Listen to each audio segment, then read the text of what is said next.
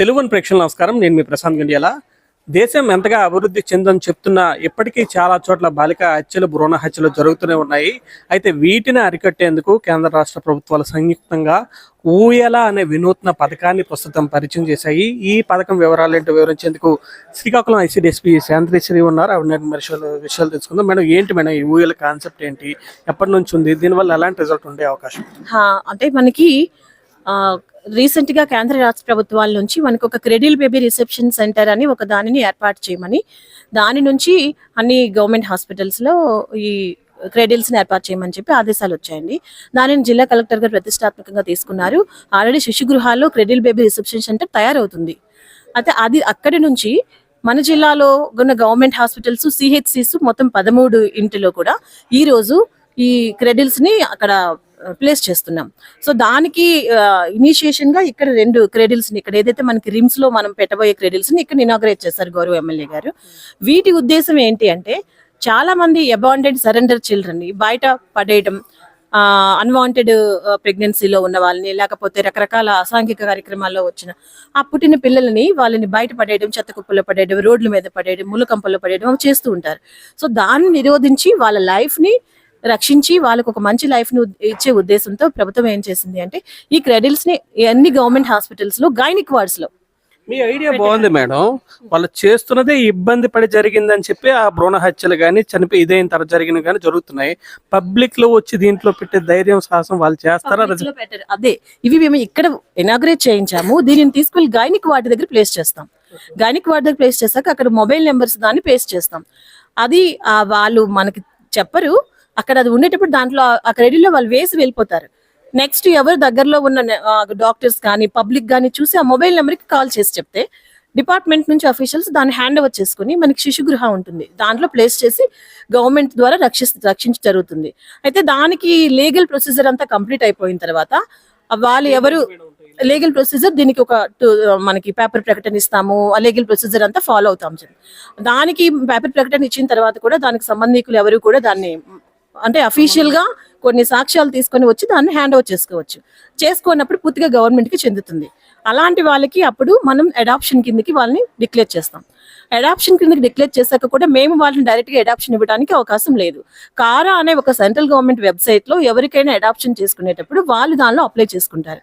So అప్పటికే రెడీగా adoption కోసం ఆ కారాలో ఉన్న వాళ్ళకి ఈ ఎవరైతే బేబీ ఉంటారో ఈ బేబీ వాళ్ళు కనిపిస్తుంది. వాళ్ళు దాన్ని సెలెక్ట్ చేసుకుంటే వాళ్ళకి అది నెక్స్ట్ లీగల్ ప్రొసీజర్ అంతా ఫాలో అవుతూ జిల్లా కలెక్టర్ గారి ద్వారా వాళ్ళకి అందించ జరుగుతుంది. అంటే ఇక్కడ మనకి ఉన్న వాళ్ళు వీళ్ళకే ఇస్తారని అనే ఇది కూడా అవకాశం మన జిల్లా స్థాయిలో కూడా లేదు. అది అంతా కూడా కేంద్ర ప్రభుత్వ స్థాయిలో ఉన్న ఒక కారా అనే వెబ్సైట్ ద్వారా జరుగుతుంది. దానికి ఇనిషియేషన్ గా అదంతా చేయాలి అంటే మనకి ఇది జరగాలి. కాబట్టి ఇది ఈ రోజు ఓపెన్ చేయడం జరిగింది. అధికారిగా శాంతిశ్రీ ఉన్నారు. ఎన్నో సంవత్సరాల నుంచి భారతదేశం ఈ సమస్యను ఎదుర్కొంటుంది. దీని ద్వారా ఈ సమస్య పరిష్కారమయ్యే అవకాశం ఎంతవరకు ఉంటుందని మీరు భావిస్తారు? ఇది నా ఒక్కదాని అభిప్రాయం కానీ కాదు, ఇది ప్రభుత్వ ఆదేశాలు మరియు కలెక్టర్ గారి యొక్క ముందడుగు ఉంటుంది. ఎందుకంటే ఎవరి జీవితాన్ని బయట పడేసి వాళ్ళకి లైఫ్ ఇవ్వకుండా చేసే అధికారం ఎవరికి లేదు. సో ఒక లైఫ్ ని రక్షించే అవకాశం అనేది వీటి ద్వారా ఉంటుంది. కాబట్టి దానికి ఒక కలెక్టర్ గారి ముందడుగు. ఆ రిసెప్షన్ సెంటర్ తయారవుతుంది, అది కలెక్టర్ గారి తర్వాత దాన్ని చేస్తారు. దానికి ఇది ట్యాగ్ అవుతాయి ఇవన్నీ కూడా. దీంతో పుట్టిన పిల్లలకి ఇలా అడాప్ట్ చేసుకోవడానికి ఉన్న ఆడపిల్లలకి ఇంకా ప్రభుత్వ ప్రోత్సాహకాలు కేంద్ర రాష్ట్ర ప్రభుత్వాల నుంచి ఇటీవల కాలంలో వచ్చిన ఏ విధంగా?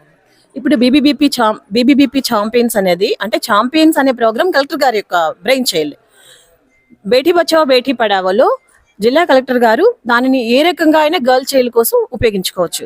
దానిలో వినూత్నంగా మన కలెక్టర్ గారు ఆలోచన చేసి అప్పుడే ఈ 3 నెలల్లో గర్ల్ చైల్డ్ పుట్టిన పూర్ పేరెంట్స్ కి ఒక కిట్ ని, అంటే దాంట్లో ఒక 8 ఐటమ్స్ ని పెట్టి ఆ బేబీకి అవసరమైన ఐటమ్స్ అన్ని పెట్టి కిట్ ని, అవి ఒక 50, అది 800 దాని వర్త్ ఒక కిట్ ని, అలా 50 కిట్స్ జిల్లా మొత్తం మీద ఒక ఛాంపియన్స్ గా, అంటే మనకి స్పోర్ట్స్ లో 10th క్లాస్ లో, ఇంటర్మీడియట్ లో అలాంటి వాళ్ళు ఆ డిపార్ట్మెంట్స్ నుంచి తీసుకున్న మేరకు గర్ల్ చైల్డ్ కి మాత్రమే వాళ్ళకి కూడా 2500 రూపీస్ అమౌంట్ ప్లస్ మెమెంటో కూడా అందించడం జరిగింది. అంటే వాళ్ళకి అది ఇన్స్పిరేషన్.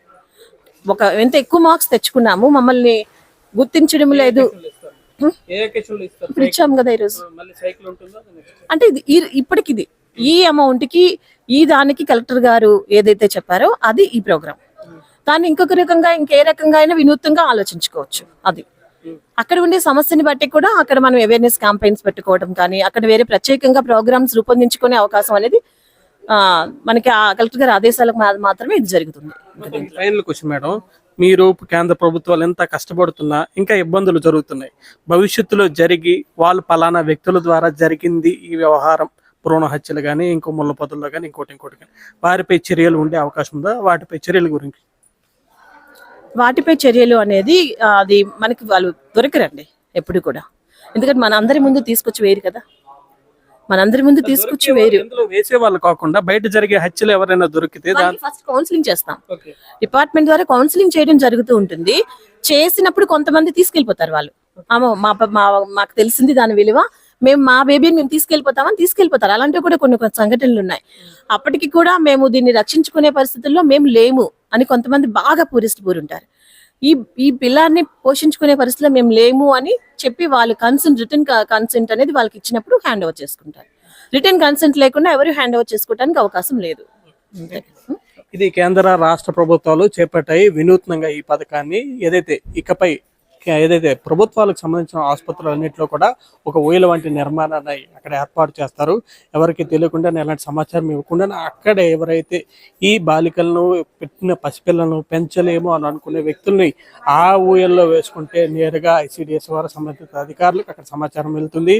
తద్వారా భవిష్యత్తులో ఎవరైతే అడాప్ట్ చేసుకుంటారో వారికి ఆ చైల్డ్ చేరే అవకాశం అయితే ఉంది. దేశంలో ప్రస్తుతం ఎక్కువగా కూడా ఈ భ్రూణ హత్యలు కానీ, శిశు హత్యలు కానీ, ఇలాంటివి బాలిక హత్యలు కానీ ఎక్కువగా జరుగుతున్న పరిస్థితి ఉంది. వాటిని అరికట్టేందుకు భవిష్యత్తులో ఈ పథకాన్ని ఇచ్చేస్తున్నారు.